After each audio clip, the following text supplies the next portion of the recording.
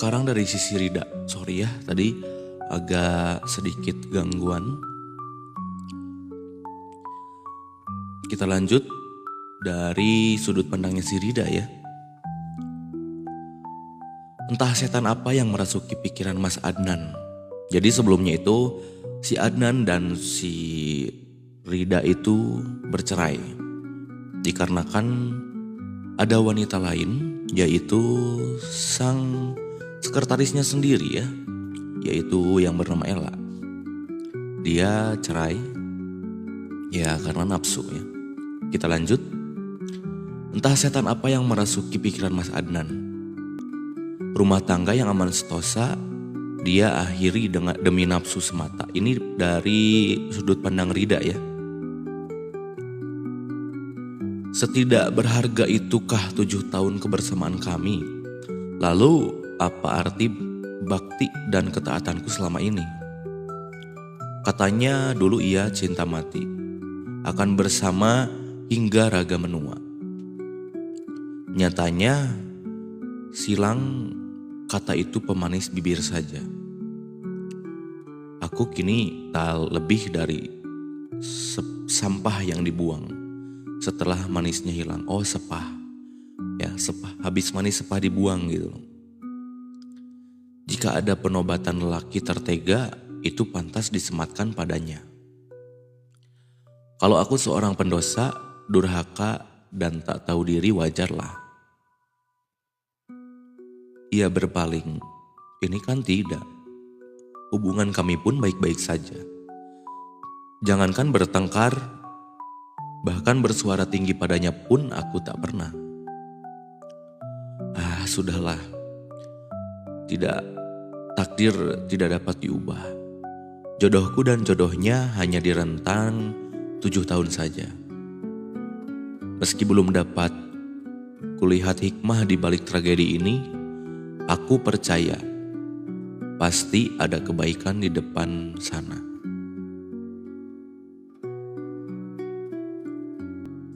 Papa kok belum pulang mah? Tanya Azka. Putra sulungku telah hari ketiga papanya tak datang lagi. Papa masih banyak kerjaan, jadi belum bisa pulang. Jawabku atas pertanyaan yang entah sudah berapa kali ia lontarkan. Kasihan banget aneh ya. Korban perceraian gitu. Sebanyak itu pula aku berbohong agar anak kecil itu tak perlu masuk pada hal yang belum pantas diketahui. Kerjanya lama amat, kakak kan pengen ketemu papa. Katanya mau beliin mobil-mobilan. Rajuk si Azka. Kalau sudah begini aku hanya bisa diam. Tak tahu harus bicara apa untuk membuatnya mengerti bahwa sekarang keadaannya berbeda. Papa takkan tinggal bersamanya lagi. Acara bermain dan beli mainan mungkin takkan pernah terjadi lagi. Kakak sekarang mandi dulu ya, kan udah asar. Harus pergi ngaji, titahku untuk mengakhiri pertanyaan yang jawaban aslinya pasti menyedihkan. Sebelum ia menyanggah, aku cepat-cepat meraih tangannya dan membawa anak ini ke kamar mandi. Kakak mandi sendiri ya, mama mau ambil adik. Bangun kakaknya. Azka tak menjawab, ia hanya mengangguk perlahan. Setelah menutup pintu kamar mandi, aku bergegas menuju kamar. Anak mama bangun, kok nangis? Ucapku pada putri kecilku yang baru berusia 2 tahun. Aku meraih dan mendudukkannya di pangkuan.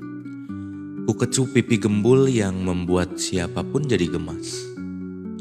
Dilihat dari sisi manapun Azkia amatlah lucu. Namun aku bingung mengapa kelucuan putri kecilku ini tak membuat Mas Adnan mengubah pikirannya. Tersesat itukah nafsunya? Jadi emang cowok itu ya, harta tahta wanita. Wah udah itu udah susah gitu ya. Padahal katakan saja apa kekuranganku, supaya bisa aku memperbaiki diri. Demi kelanggangan rumah tanggaku, aku rela menjadikan diri lebih baik lagi. Alih-alih menjawab pertanyaan tentang kekurangan, ia malah membentengi hatinya dengan nafsu bertopengkan cinta. Kasihan banget sih Rida. Katanya ia tak sanggup menahan hasrat pada Ella. Jadi si Ella ini sekretarisnya si Adnan ya, yang selingkuhannya itu. Katanya ia tak sanggup menahan hasrat pada Ella hingga takut terjerumus pada dosa. Dengan alasan itu, ia bergeming saat air mata ini jatuh, sebab sakit yang tak terlukiskan. Ketika kutawarkan poligami, ia katakan Ella tak bersedia jadi istri kedua. Wanita itu memberi syarat jika Mas Adnan menginginkannya, maka aku harus diceraikan. Sedih banget sumpah. Kesedihan, kemarahan, dan kehancuranku bagai debu tertiup angin. Semuanya tak berarti apapun di sisinya. Keras, teramat keras hati saat ini. Bu, ibu jangan pergi. Rumah ini hak ibu dan anak-anak. Enak saja pelakor jalang itu yang mau ngasih semuanya. Saya gak rela bu, ucap Biena. Nah, ini kata Biena. Jadi Biena mendukung Bu Rida tetap ada di rumah. Jadi Biena ini membantu mengurus rumah, ART lah ya.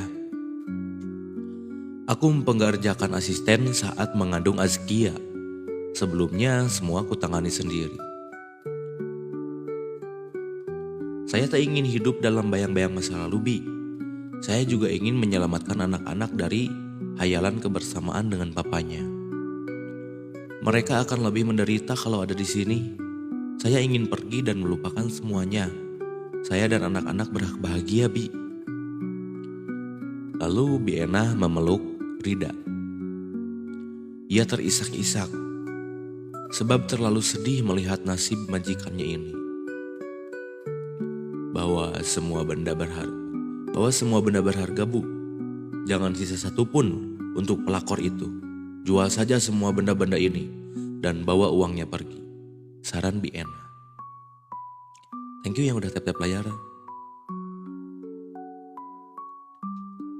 Biena juga nampak emosi dari nada suara yang dikeluarkannya. Aku menggeleng perlahan.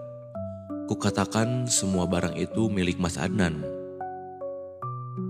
Meski ada hak anak-anak, nanti saja kalau sudah besar urusannya. Aku ingin menjauh dan menenangkan diri dalam batas waktu tertentu. Mungkin dengan pergi dari masa lalu, luka ini dapat sembuh secepatnya. Akan lebih menyakitkan kalau aku harus menyaksikan kemesraan pasangan itu. Dengan terpaksa, Biena mengepak barang-barang yang aku bawa. Sesekali ia masih menyeka air mata. Aku tahu kesedihan itu bukan rekayasa. Namun keputusan pergi ini sudah bulat. Aku hanya membawa barang-barang yang memang diakadkan untuk pribadi saat dibelikan Mas Adnan. Seperti perhiasan, pakaian, uang, surat tanah, dan mobil yang dibeli atas namaku. Ponsel akan kutinggalkan agar tak bisa dilacak. Mobil pun rencananya akan dijual agar tak meninggalkan jejak. Setelah semua beres, aku pamitan pada Biena. Saat ku beri uang pesangon, ia menolak. Katanya nanti saja pada Mas Adnan. Meski dipaksa ia tetap menolak. Ini surat untuk Mas Adnan. Tolong sampaikan padanya, Bi. Sekali lagi saya minta maaf telah membuat Biena repot. Maafkan aku ya, Bi. Kami berpelukan tanpa bisa menahan jatuhnya air mata. Wanita parubaya ini mengelus punggungku. Tak lupa ia melantunkan doa untuk kebaikanku dan anak-anak. Hati-hati ya Bu. Setelah itu ia tak bisa berkata lagi. Air matanya lah yang mengiringi kepergiannya. Selamat tinggal Mas. Kuharap kita tak akan pernah bertemu lagi. Biarlah segalanya sakit hati dan derita ini Allah yang akan membalasnya. Aku berjanji akan mendidik anak-anak sebaik-baiknya. Yang pasti mereka tak boleh mewarisi sifatmu. Sebelum benar-benar pergi, aku menoleh sekali lagi. Ku kedipkan mata 2 kali untuk menahan runtuhnya kembali air mata. Aku harus tegar menutup masa lalu dan menatap masa depan. Nah, ini dari sudut pandang si Rida, yaitu istrinya Mas Adnan yang selingkuh dengan si Ella, yaitu sekretaris kantornya sendiri ya. Mungkin ini akan menyedihkan banget.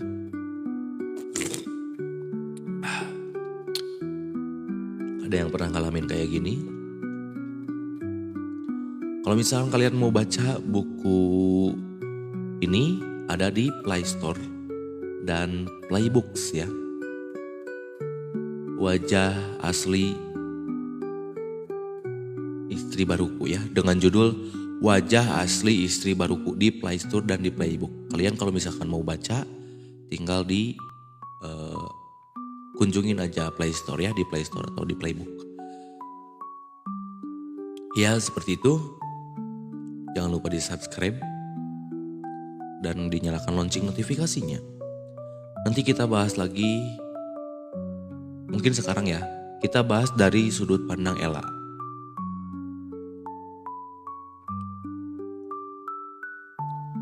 Jadi si Ella ini si pelakornya.